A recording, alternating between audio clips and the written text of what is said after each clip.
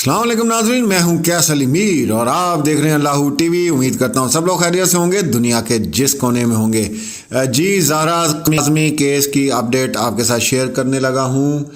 ज़हीर की दरख्वास्त जो है वो मुस्तरद कर दी गई है और ये कहा गया है कि मुकदमा मुंतकिल नहीं किया जा सकता। इसने एक दरख्वास्त दी हुई थी, आप लोग जानते हैं कि ये चेंज करना चाह रहे थे और इनके जो वकील थे उन्होंने ये सारी बातें की थी कि हमें जज साहब पे जो है वो एतबार नहीं है, या वो एक ही साइड पे जो है वो फैसला सुना रहे हैं हमारे हक में, या मतलब हमारे हक में जो है उनके ज़्यादा फेवर नज़र नहीं आ रही। ये बहुत बड़ी न्यूज़ है। उसकी वजह ये है, यही जज साहब जब ज़हीर के हक में कोई बातें करते थे तो उस वक्त तक इन जज साहब को कुछ नहीं कहा जाता था, लेकिन जैसे ही हकीकी मायनों में जो हमारा कानून कहता है, लॉ कहता है, और जब वो फैसले सामने आते हैं तो उनके बाद इनकी चीखें निकलना शुरू हो जाती हैं। लोगों को बहुत ज़्यादा इस चीज़ की परेशानी थी कि अगर ये मुकदमा जो है वो चेंज हो जाता है तो फिर इसकी क्या सूरत हाल होगी। तो इस वक्त सबसे अच्छी जो बिग न्यूज़ है वो तमाम जो लोग इस केस के साथ जुड़े हुए हैं और मेहदी अली काज़मी के लिए कि मुकदमा जो है वो मुंतकिल नहीं होगा, इसी तरह चलेगा। उसकी वजह यह है कि तमाम चीज़ें, वैसे भी 9 माह हो गए हैं इस केस को, और जिस तरह ये चल रहा है केस वो आप लोगों के सामने है, और जो जो इसके अंदर डेवलपमेंट्स होती हैं, जो जो चीज़ें होती हैं वो हम लोग आपके सामने लेकर आते हैं। और फिर उसके बाद इस बात का यकीन है कि 9 फरवरी को जो है वो बाकायदा ट्रायल का आगाज़ होगा और फ़र्द जुर्म भी आयद हो जाएगी। और अभी बहुत सी चीज़ें, मैंने आपको पहले भी कहा था कि केस उस हिसाब से तो ख़त्म हो गया, बच्ची खैर से अपने घर चली गई है, लेकिन मेन काम मुल्ज़मान को कैफ़रे किरदार तक पहुंचाना है। ये जो पूरा एक गिरोह है, या इसको आप गैंग कहें या आप उसको कुछ भी कहें, 33 या 34 लोग इसके अंदर जो हैं वो शामिल हैं, और फिर CDR भी है, और फिर बहुत सी चीज़ें, पूरी स्टोरी आप लोगों के सामने है।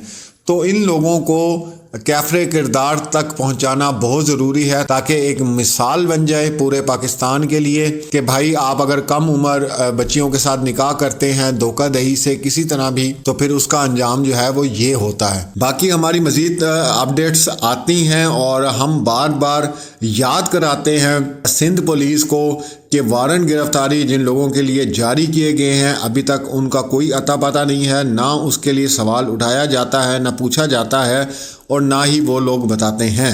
मतलब ये एक मामूली सी बात नहीं है कि जिसको अदालत वारंट गिरफ्तारी जारी कर दे और उसको आप गिरफ़्तार ना कर रहे हों, तो ये एक मामूली सी बात नहीं है। ये ज़रूर इसके पीछे जो है बहुत बड़ा किसी का हाथ है, ये छोटा मोटा काम नहीं है, ठीक है। और इसकी सबसे बड़ी मिसाल आप किसी भी Lahore high court, Sindh high court, कहीं पे भी जाके आप देख लें, और जो हालात व वाक़यात वहाँ पे आप लोगों को नज़र आते हैं, जिस तरह लोग बेसरो सामानी के आलम में जगह जगह फिर रहे होते हैं। तो अगर वारंट गिरफ्तारी जारी किए गए हैं, पुलिस तो 1 मिनट नहीं लगाती है गिरफ़्तार करते हुए, पुलिस तो वैसे ही गिरफ्तार करके ले जाती है, वारंट गिरफ्तारी ना भी हो तो 4 बार अगर वारंट गिरफ्तारी जारी किए गए हैं और इन लोगों को नहीं पकड़ा जा रहा, तो फिर इसके क्या जवाबात बाहर निकलते हैं।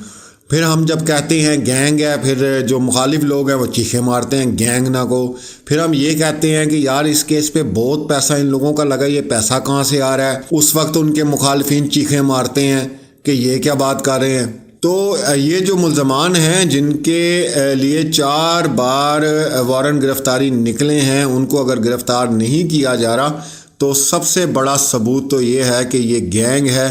फिर उसके बाद जिस तरह 4 सूबों की पुलिस को इन्होंने फिराया, पागल बनाया, फिर उसके बाद जो आखिरी इन्होंने साबित किया कि ये गैंग है, वो दिन याद करें जब बच्ची को फ़र्स्ट टाइम इन्होंने पेश किया और किस तरह अदालत में बच्ची को इन्होंने पेश किया था। मेरे ख्याल से अक्लमंद के लिए इशारा काफ़ी होता है कि माँ एक जगह खड़ी रो रही थी, बाप अपनी जगह जो है वो चीखें मार रहा था, और किस तरह उसको ये लेकर आए। ये तमाम गुनाहों की सज़ा मिलेगी इन्हें, और मिल भी रही है इंशाल्लाह। और मैंने पहले भी एक जगह कहा था कि इनको किसी बच्ची या किसी माँ की बदवा लग गई है, और ये उस बदवा से अब बच के दिखाएं, क्योंकि माँ की बदवा जब दिल से निकलती है ना तो फिर मेरे ख्याल से बचता कुछ भी नहीं है। तो ये अब अपनी खैर मनाएं और जितने भी ऐसे लोग हैं जो पूरे पाकिस्तान में बैठे हैं, चाहे वो किसी वडेरे की शक्ल में है, चाहे वो किसी सियासतदान की शक्ल में है, चाहे वो अमीर तरीन आदमी है, जो कुछ भी है, वो सब लोग गौर से देखें इस केस को और देखें कि लोग बेशक बोल नहीं पाते, लेकिन दिल में आप लोगों के लिए कितनी उनकी जो है ना बद्दुआएं और कितनी आपके के लिए क्या सोचें होती हैं, ये भी आप ज़रूर सुनिएगा। आप जो वक्ती तौर पे ये समझते हैं कि ये दुनियावी माल हमें मिल जाएगा, हम इससे जनाब अपने आप को बड़ा लोगों के सामने बता सकेंगे कि देखो जी हमारे पास फ़लाँ गाड़ी है, हमारे पास फ़लाँ चीज़ है, लेकिन वो बदवाएं आप जो साथ इकट्ठी कर रहे हैं वो आपके साथ आपकी कब्र में ही जाएंगी।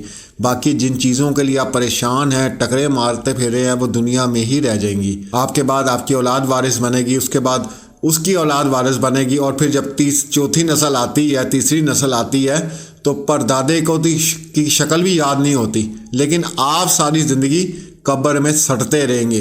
तो इसलिए खुदा के लिए राह रास्त पे आएँ, अपनी सोचों को साफ रखें। रिज़्क अल्लाह ताला का वादा है, वो पहुंचाता है, पत्थर में भी पहुंचाता है, कीड़ों को भी पहुंचा देता है। तो आप तो फिर इंसान हैं, रिज़्क आप तक जितना लिखा गया हुआ वो आप तक पहुंच के रहेगा। तो उसके लिए ना हक जो है आप लोगों का पैसा मत खाएं, रिश्वत मत खाएं खुदा के लिए।